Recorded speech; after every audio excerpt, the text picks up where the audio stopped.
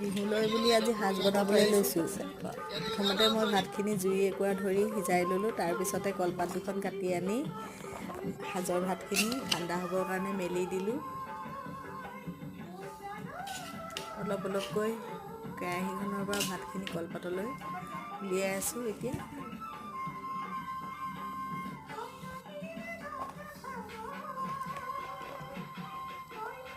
হেতাখনেদি অলপ অলপকৈ কলপাত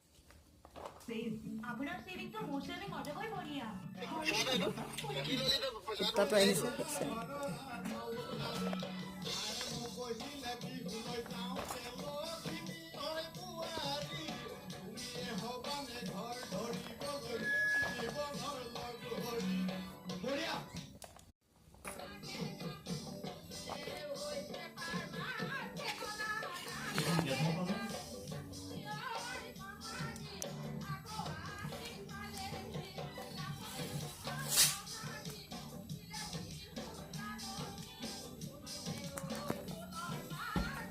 তাৰপিছতে মই সাজৰ দৰৱখিনি সাজৰ গুটিখিনি পটা গুটি এটা লৈ ভাঙি লৈছোঁ।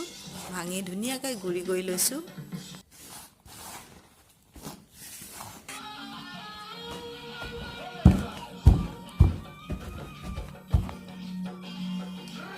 এতিয়া ভাতখিনি অলপ লৰচৰ কৰি দিছোঁ ঠাণ্ডা হ'বলৈ। ঠাণ্ডা হৈ গৈছে, ধুনীয়াকৈ ঠাণ্ডা হ'ল। ঠাণ্ডা হোৱাৰ পিছত মই সাজৰ গুড়ি কৰি লোৱা সাজৰ দৰৱখিনি অলপ অলপকৈ ভাতখিনিত মিলাই আছোঁ।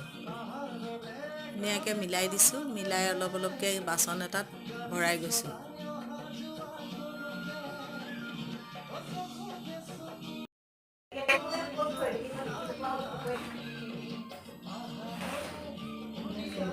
পিছফালে